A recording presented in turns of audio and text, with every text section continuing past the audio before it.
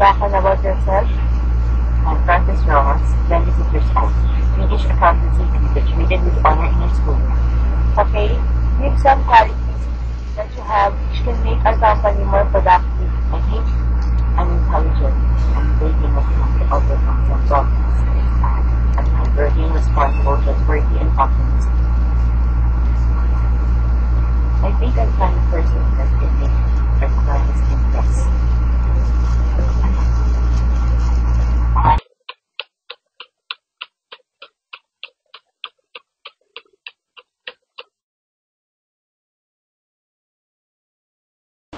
Okay, thank you.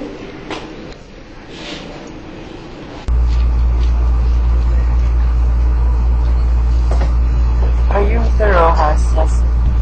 So, ito pala niyo yung employee. By the way, I'm Charles Meneses. Come with me. I'll go you to your office.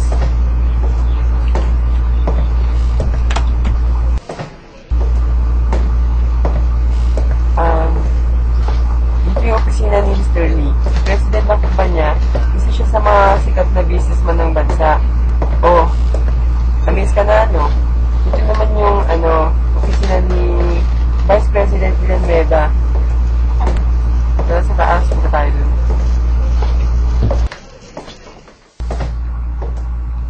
Are you Mr. Rojas? Yes. Ito nga pala yung papeles na ipinagbibigay ni Mr. Villanueva. You must finish it as soon as possible. Yes, ma'am. I'll be fast.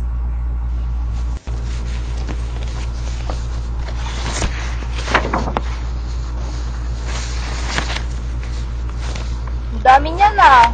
Oo nga po, pinapabasahan ni Sir Villanueva. Siya nga pala, I'm Claire Vicente. Ikaw? Ako po si Rojas. Nice to meet you, Mr. Rojas. Right, ito. Gabi na, hindi ka pa ba uuwi? Binali po ako. Tara, sabay na tayo.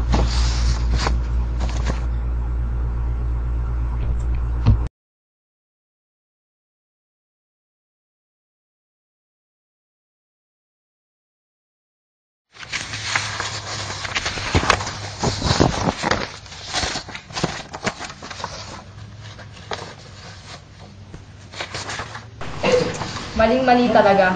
Kailangan natin kumilos. At dapat na natin malaman ang mga istorya nasa likod ng mga dokumentong ito. Dahil kung di party kilos, maaaring bumagsak ang kumpanyang ito. Tama. Kailangan natin mag-imbestiga.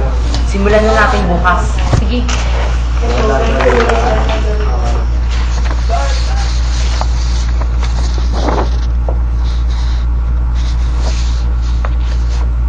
Natawa mo dyan.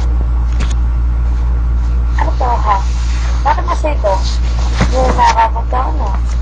Munda ka kay Mr. Villanueva. Nakakarating ko sa kanya.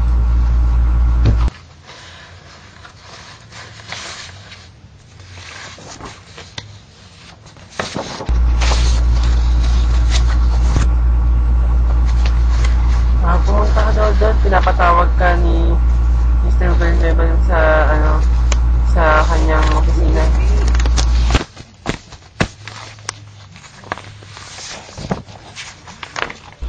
Good afternoon, sir. Maupo ka, Miss Vicente.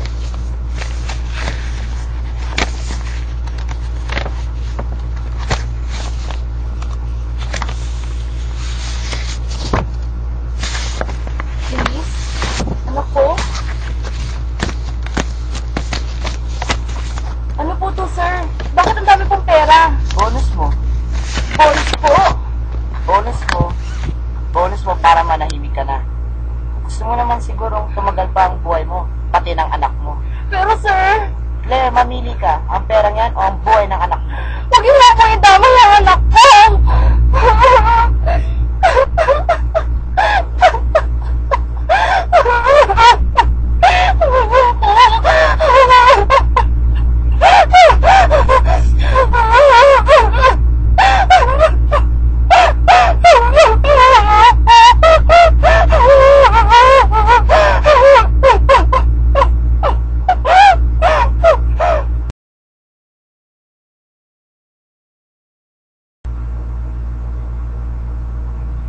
Claire, bakit ka naglilipit ng gamit? Ano nangyari? Dahil ako pinatawag kay Mr. Villanueva. Claire, ano bang nangyari?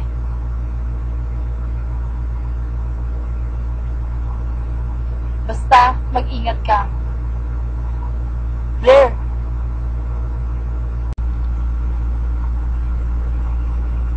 Ano? Di mo pa naliligpit? Bakit? Ang sabi ko, iligpit mo na ngayong gabi. Bukas. Sige, bukas, kailangan patay na siya. Lintik.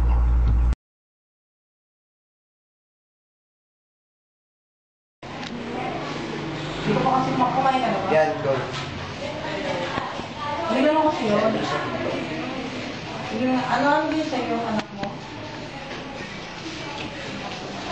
Parang ba ito? Hindi mo nakakalilig. Ano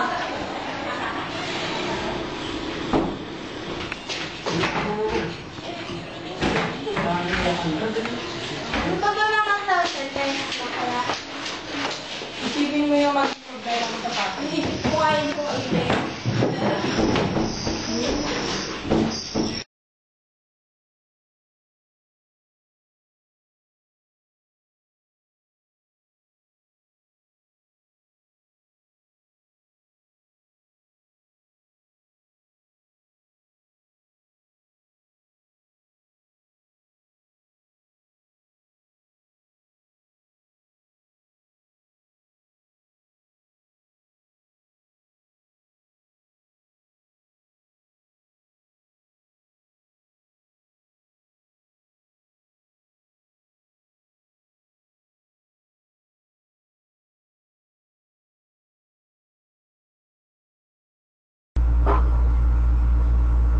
Hello? Bakit, boss? May paliligpit ako sa'yo. O, sige, boss. Sinong dapat ligpitin? Si Mr. Rojas. Mr. Rojas? Oo, kailangan puray mo na ang pagkatao niya. Alis Gis? Oo. Ngayong gabi. Sige. O, sige, boss. Makakaasa ka. Sige.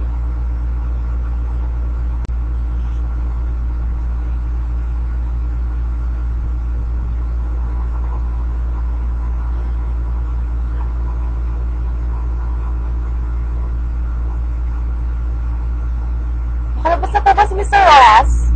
Mr. Rojas? Oo, kakalis pa lang niya. Sa tingin ko, maabutan mo pa siya, ma'am. Sige po, salamat.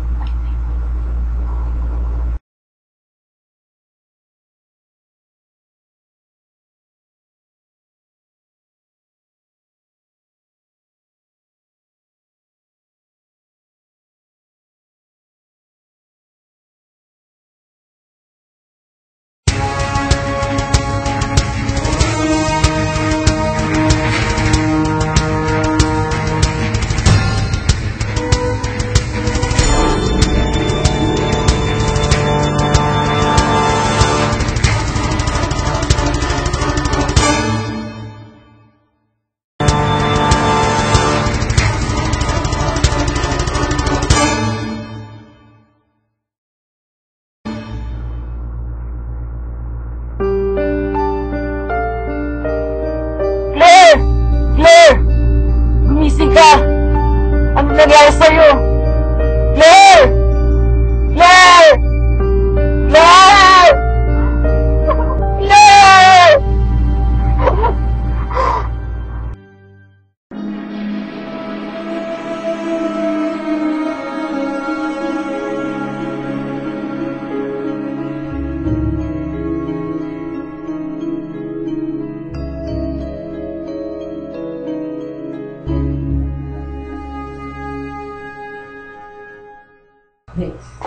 I am Claire Vicente. Ako ay may dedikasyon sa trabahong ito. Nais kong mapabuti ang Villanueva Company na aking pinapasukan.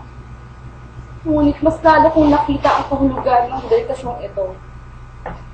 It all started when I met Francis Rojas. Kakaiba siya sa lahat ng nakilala ko. His braveness makes him so unique. Isang malaking sikreto ang aming natuklasan. Nabuksan ang aming mata sa mga katiwali ang nagaganap sa kumpanya.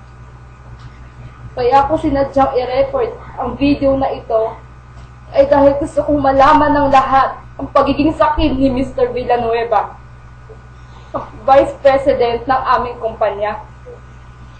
Unang natuklasan ni Francis ang kahina-hinalang dokumento na hawak ni Mr. Villanueva. Dokumentong naglalaman ng makasarili niyang gawain. Dinaya niya ang kita ng kumpanya upang makasakanya lamang ang pera. At that moment, no one knows na sinuhulan lang ako ni Mr. Villanueva para lamang mailigtas ang pinakamamahal kong anak na si Denise. Ngunit nakita ko ang katapatan ni Francis na isiwalat ang mga ito. Humanap siya ng mga ebidensyang makapagpapatunay na si Mr. Villanueva ay isang korap at mapanunsod na Vice President. Binalaan ko si Francis na mag-ingat. It's because babangga siya sa isang napakalaking pader. Sa oras na mapanood niyo ito, maaaring patay na ako.